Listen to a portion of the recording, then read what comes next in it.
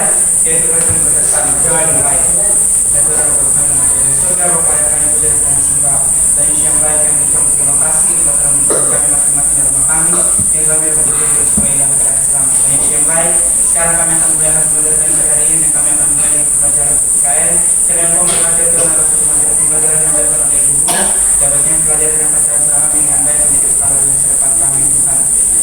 Terima kasih banyak Tuhan Yesus yang dalam nama kami berdoa Bapa dan Putra dan surga. Amin. Terima kasih Geraldo sudah memimpin kita di dalam doa. Baik, sekarang selamat pagi. Pagi. Oke, hari kita akan memulai pembelajaran PKN. Semua siap? Sudah. Oke.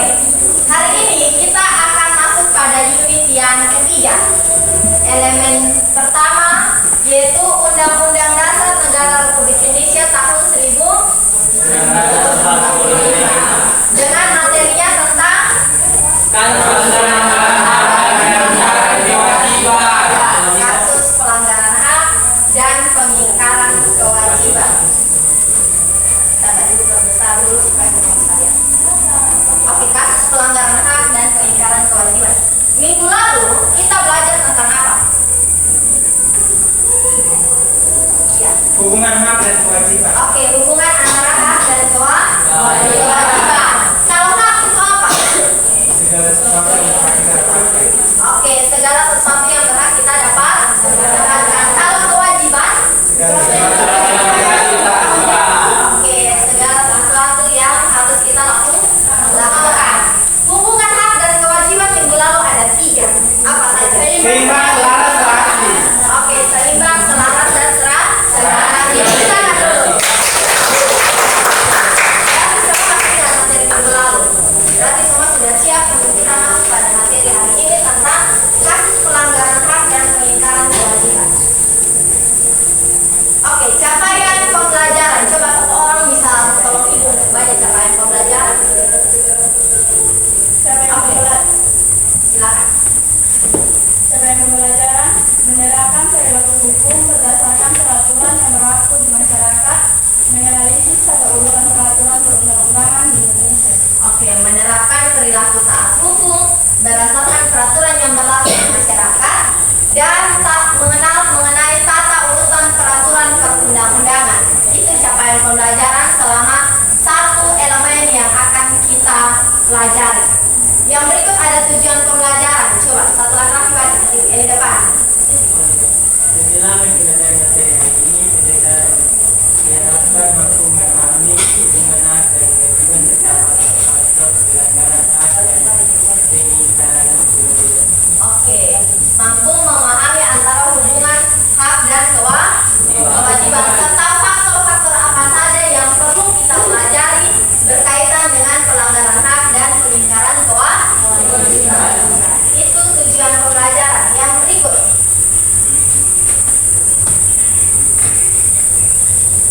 Pembelajaran bermakna. Coba satu orang. Setelah mempelajari materi hari ini, peserta diharapkan memperoleh informasi dan pengetahuan tentang hubungan dan faktor pelanggaran hak dan pengingkaran kewajiban, serta mampu menerapkan hak dan kewajiban dalam kehidupan sehari-hari di lingkungan maupun tingkat global.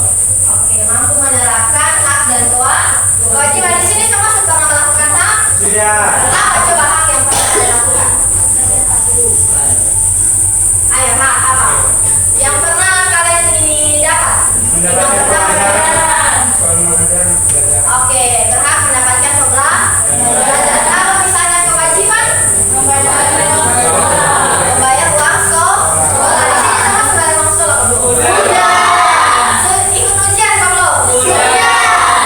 Oke, ikut ujian berarti bayar uang sekolah. Oke, yang berikut profil pelajar Pancasila. Yang pertama ada beriman, berakhlak mulia, bergotong royong, mandiri, dan bernalar kritis. Kalau misalnya ibu tanya tentang gotong royong, contohnya Saling bekerja sama. saling bekerja sama. Kalau misalnya beriman, Sikap spiritual yang baik. oke, sikap spiritual yang baik. Kalau misalnya di lingkungan keluarga, sikap spiritual yang baik itu seperti apa? Berdoa sebelum mulai aktivitas. Berdoa sebelum memulai aktivitas. Tadi semua datang sekolah berdoa apa soalnya? Iya. Berdoa.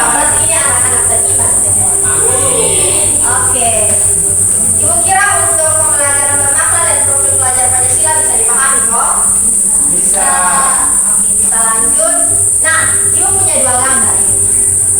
Dua gambar, gambar pertama dan gambar kedua itu ada tanda tanya tiga memang. Kira-kira dari ini kedua gambar, gambar pertama itu menunjukkan tentang apa? Pembuli. Kemudian ada sini pernah lihat buli? Sudah. Di lingkungan mana biasa buli terjadi? Sekolah. Oh, sekolah. Kalau misalnya yang kedua, membuang sampah sembarangan. Biasa dilihat di lingkungan mana kalau gambar? Masyarakat. Oke. Dari ini kedua gambar, yang masuk dalam hak itu yang mana? Nomor satu. Kenapa nomor satu? Karena setiap orang berhak atas hidup dan kebebasan pribadi. Oke, setiap orang berhak atas hidup dan kebebasan pribadi. Kita dulu. Oke, yang gambar yang kedua itu tentang apa? Apa? Kewajiban. Kewajiban untuk membuang sampah. Di sini siapa yang biasa buang sampah sembarang? Oh, ada yang biasa buang sampah. Kenapa buang sampah sembarang? Malas pijalan dari batu. Oh, malas hujan langsung itu boleh atau sonde? Tidak. Oh, boleh boleh berarti salah. Kalau sudah tahu salah berarti harus melakukan yang baik. Yang baik apa? Buang sampah pada tempatnya. Nah, ini hubungan antara hak dan kewajiban. Ada tiga yang sesuai dengan yang tadi kalian sudah sampaikan. Itu ada tiga. Yang pertama itu apa? Relasi dan nah, ini hak. Kalau misalnya hak yang tadi kalian sudah sampaikan kira-kira sama atau tidak dengan konsep yang ini? Sama. Membahas tentang segala sesuatu yang kita terima. Jadi kalau misalnya ditanya, apa perbedaan antara hak dan kewajiban? Hak kita terima, kewajiban kita lakukan. Oke, sampai sini bisa dipahami? Bisa. Dasar pelaksanaan hak dan kewajiban itu ada 4. Yang pertama itu apa? Contoh misalnya, menghindari diri dari sikap egois. Oke, mementingkan diri sendiri. Yang kedua, menumbuhkan sikap toleran. Toleran yang perlu kalian lakukan apa? Sikap toleran. Oke, menghargai orang lain yang sedang pergi beribadah. Jadi sekarang ini sedang masa-masanya agak Kristen mau Natal. Jadi sudah pasti harus saling menghargai. Oke, yang ketiga. Kesadaran diri sebagai bagian dari masyarakat dan bangsa Indonesia. Kesadaran diri sebagai bagian dari masyarakat dan bangsa Indonesia. Dan yang keempat, Bijak dalam menggunakan kekuasaan. bijak dalam menggunakan kekuasaan. Oke, ini beberapa dasar pelaksanaan hak dan kewajiban. Kira-kira bisa dipahami kok? Bisa. Oke, kalau bisa dipahami, kalau ada yang ingin bertanya silahkan. Kita lanjut ya. Kalau ada yang ingin bertanya bisa langsung angkat tangan dan supaya kita bahas sama-sama. Yang berikut adalah faktor-faktor penyebab pelanggaran hak dan pengingkaran kewajiban. Kira-kira di gambar ini kalian lihat tentang apa itu? Gambar pertama, Sikap egois. sikap egois. Iya. Apa yang dilakukan ini? Dia mementingkan diri. Sendiri yang berbahasa orang lain. Kira-kira dari gambar ini masuk tidak dalam faktor penyebab pelanggaran? Masuk. Karena ini merupakan suatu tindakan yang mementingkan diri sendiri yang sering dilakukan baik di lingkungan sendiri maupun lingkungan masyarakat. Yang berikut, kurangnya kesadaran. Kurangnya kesadaran ini biasa ada di dalam lingkungan, di kelas, di keluarga ataupun di masyarakat. Kurang kesadaran, misalnya harus adanya pemahaman kesadaran mengenai hak dan kewajiban. Kadang-kadang ada yang tahu dia punya hak, tetapi sudah tahu dia punya kewajiban. Ada yang sudah tahu dia punya kewajiban, tetapi bingung untuk mendapatkan hak yang dia peroleh itu seperti apa. Makanya kalau kalian memang sudah paham tentang hak dan kewajiban, terkadang ada pula orang-orang yang paham tetapi tidak mau melakukan. Oke, yang berikut adalah apa ini? Merasa eksklusif. Merasa eksklusif. Eksklusif. Ada yang tahu merasa eksklusif itu seperti apa? Spesial. Merasa spesial. Spesial. Spesial paling Paling berkuasa, wow, paling hebat. paling hebat. Jadi dia menganggap orang lain tidak ada Apa-apa. Yang terakhir adalah Penyalahgunaan teknologi. penyalahgunaan teknologi. Biasa di sini siapa yang suka foto aib? Pernah ada dong? Pernah ada? Itu salah satu tindakan boleh. Penyalahgunaan teknologi. Salah satu tindakan penyalahgunaan Teknologi. karena merebut hak orang Baik. lain. Oke, kita lanjut ya. Oke, satu orang bisa baca poin pertama, kedua, dan ketiga. Hak dan kewajiban sebagai masyarakat global. Yang pertama, fenomena global menjadi suatu tantangan besar bagi penerapan Pancasila. Yang kedua, contohnya memberantas penggunaan narkoba, adanya berbagai konten dari smartphone, berita hoax, dan lain-lain. Yang ketiga, generasi muda harus mampu dalam memanfaatkan teknologi sehingga bukan saling cerdas, tetapi mampu berkarakter luhur dengan menjadikan Pancasila sebagai bagian dari jati diri bangsa. Oke, ini beberapa hak dan kewajiban sebagai masyarakat global. Jadi kita menggunakan teknologi, tetapi harus tahu bagaimana penyalahgunaan teknologi yang baik dan benar. Jadi tidak sembarang. Kalau kalian zaman-zaman sekarang, zaman-zaman teknologi, semua serba teknologi. Jadi maka dari itu diperlukan kesadaran dari generasi muda untuk memahami tentang penggunaan teknologi. Baik, kita akan masuk dalam tugas kelompok. Jadi ibu minta masing-masing kelompok berderet. Kalian silakan balik ke belakang ataupun balik ke depan. Kita bentuk 4 kelompok dan ibu akan bagikan LKPD. Setelah itu kalian bisa langsung presentasi 2 orang perwakilan dari setiap kelompok. Presentasi di depan dalam bentuk mind map. Bisa? Bisa kok? Bisa. Oke. Kalau bisa ibu bantu, kalau yang ingin bertanya silakan. Kira-kira dari pertanyaan jelas? Coba lihat dulu deh.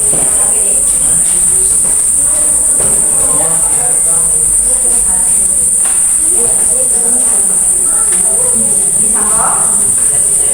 Oke, silakan balik ke belakang. Yang ini balik ke belakang. Meja yang ini balik ke belakang, yang ini balik ke belakang.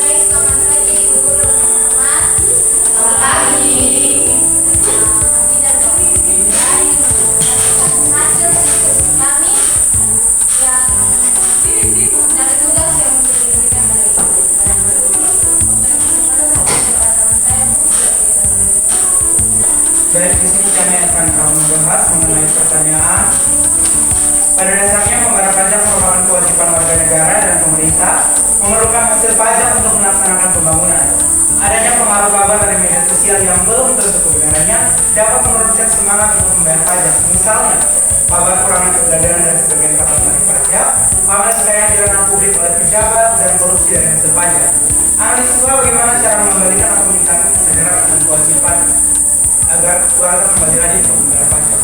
Baik, di sini kami telah membuat meeting bagaimana cara warga negara meningkatkan kembali kesadaran warga negara untuk membayar pajak. Di sini ada beberapa solusi yang telah kami kembangkan. Yang pertama ialah transparansi. Transparansi berarti pemerintah harus lebih transparan atau lebih terbuka dalam mengelola pajak sehingga warga tahu uang yang mereka bayarkan itu digunakan untuk apa, digunakan untuk pembangunan apa, dan untuk apa.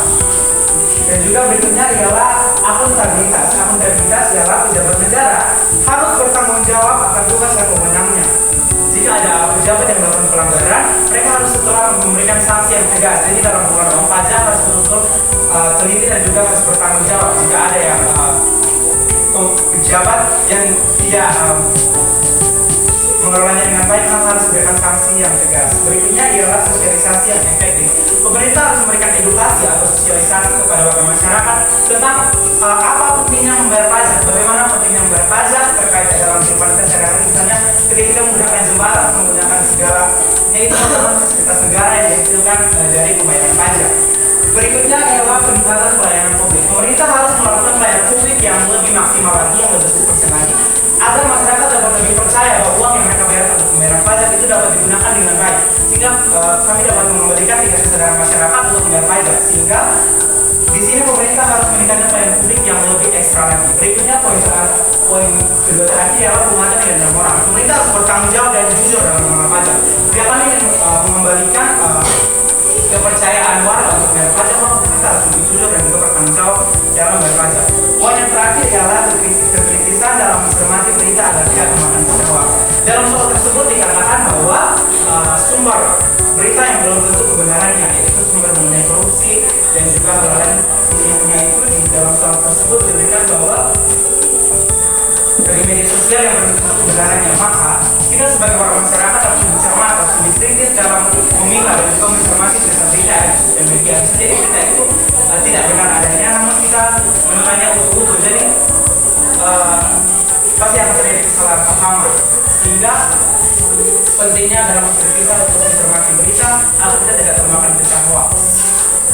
Baik, mungkin itu saja. Bisa berikan tepuk tangan. Jika ada yang ingin bertanya, Ada, terima kasih. Sekali lagi kita berikan tepuk tangan.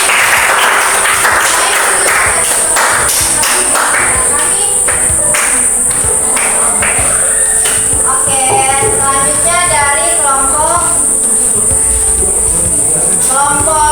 2. Silakan. Kelompok 2 silakan.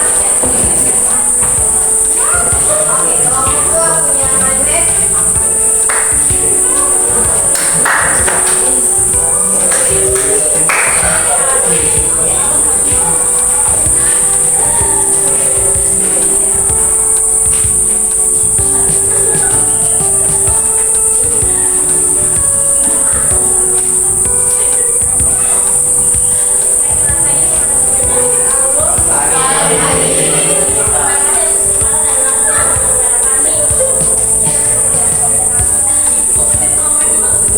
Baik, soalnya hak dan kewajiban